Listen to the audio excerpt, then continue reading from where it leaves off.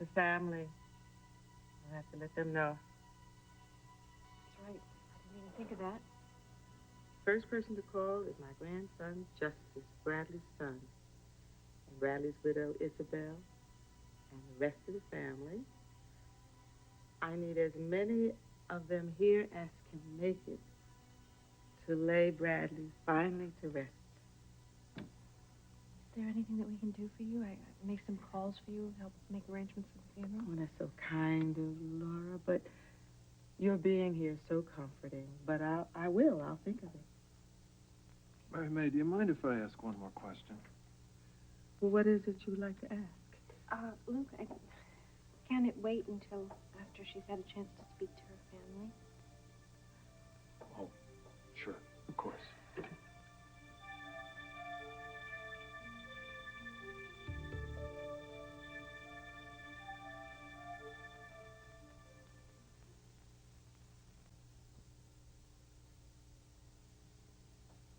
Are you sure we can't do something for you? Make some phone calls, maybe? Oh, Justus will be here soon. He'll want to notify the family. Of course. Is Justus Bradley's only child? Oh, no. Justus has a sister, Faith. My granddaughter. What does Justus do? Well, he's an attorney. He was an assistant DA in Philadelphia. That's where he lives. But he wanted to go into private practice so he could pick his own cases. And he does quite a bit of pro bono work for social action groups. Like father, like son, huh? From the very first day he drew breath. Mary Mae, we're your friends. I hope that there's no doubt about that. None whatsoever. Which means that you can trust us. Oh, I do. Who were Bradley's enemies? My goodness, Luke, the list goes on and on. I'll bet at one time or another Bradley found himself in battle with just about everybody in the Port Charles downtown. A man after my own heart. Does anyone stand out in particular? Oh, well, they were the banks.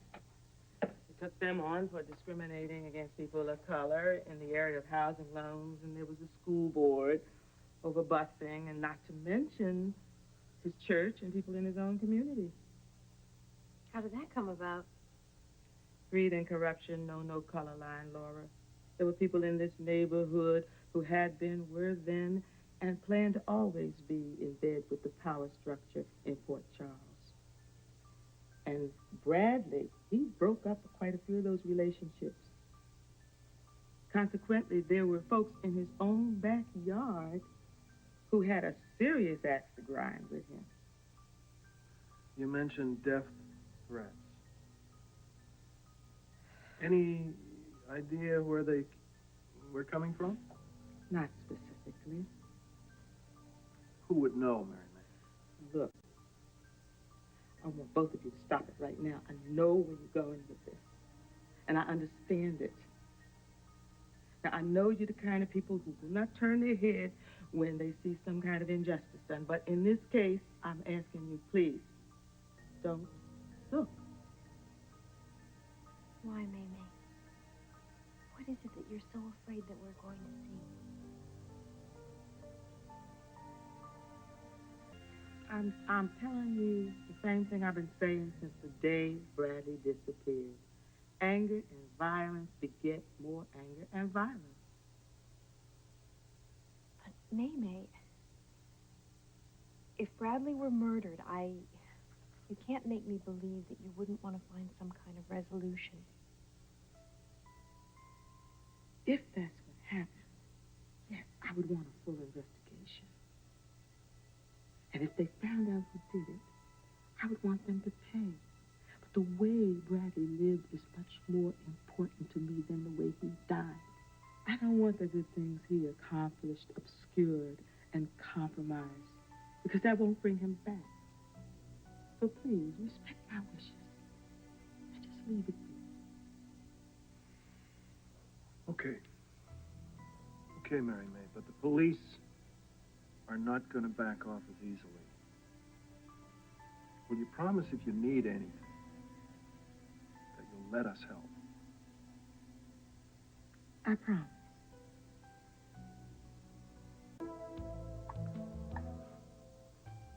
What kind of tea is this? Chamomile. Doesn't taste like anything. Honey, it does. It tastes like chamomile. You got any bourbon to put in it? Isn't he funny? Is that why you keep... Now, Mary Mae, I have my uses. Speaking of which, how's the little one? Well, thank you. Now, that's very flattering. She's just fine. And we've been doing an awful lot of browsing lately, thinking over how we can look at Oh, baby, please, no stupid, frilly little bonnet. Girl! Granny Mae? Oh, baby, look at you. Oh. You know, Justus may have his own idea about finding out what happened to his dad. Wouldn't you? Look at his child. Look at him. You look wonderful. Luke and Laura, I want you to meet my grandson, Justus. Justus, I feel as if I know you already. Laura. Luke. Justus. Luke and Laura bought the house on Royal Street last fall. The other day, they were doing some work in the old rose garden, and they found the body. And the coroner's report says it was your father. Do they know how he died? A gunshot wound to the head. Well, just confirms what I've always believed. My father was murdered.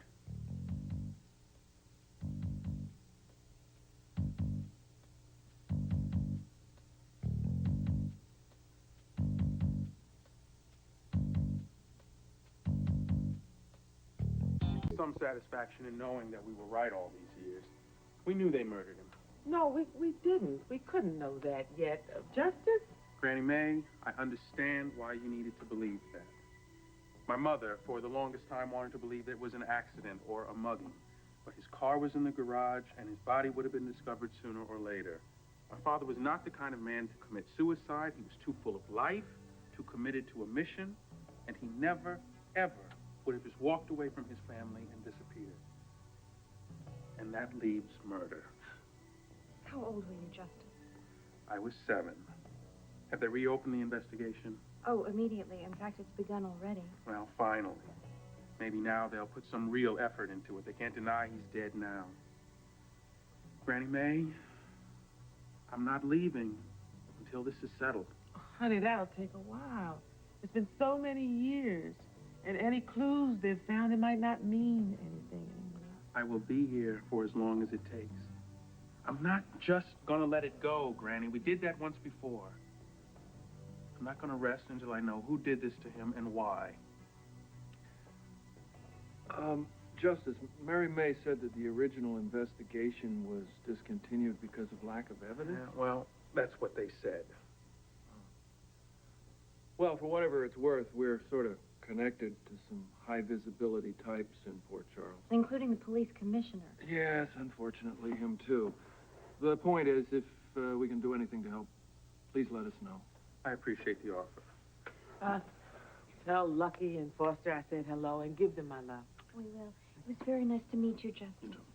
Mimi, take care. We'll let ourselves out. I'm very grateful for your company today, Laura. I'm happy to be here. Thank you. Bye-bye. I'll talk to you later. Mm-hmm. Be well.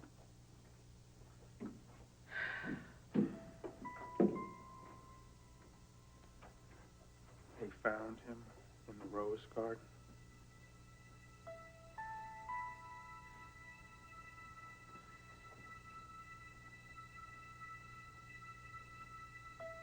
How you feeling? No, I'm all right. I'm relieved. How's your mama? Steady Oh, God bless her. and waiting to do whatever she can. She's waiting for the phone call. I want a proper burial for Bradley. And if possible, I want the whole family. Consider it done. I called on Itis and Greg and Uncle Dave before I left, and they're making preliminary phone calls. They promised me everyone would be here. I'm glad for that. I assume that we have to wait for the preliminary pathology report. That's what they say. Well, when you can make plans, you let me know, and I'll take care of it. I love you a lot.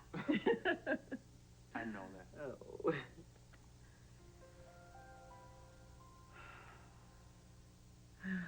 All the time. What, babe?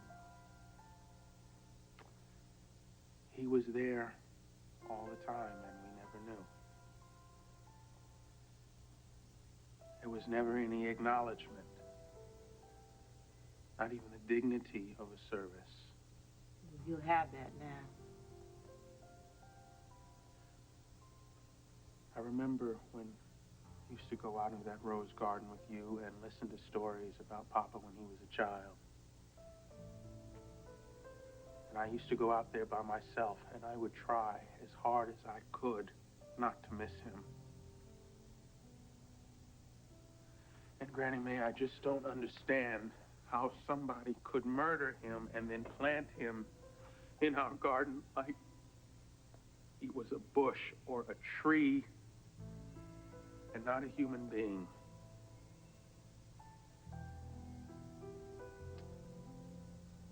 And after a while, it seemed that it just didn't matter to anyone, that no one cared what happened to him. You know that's not true.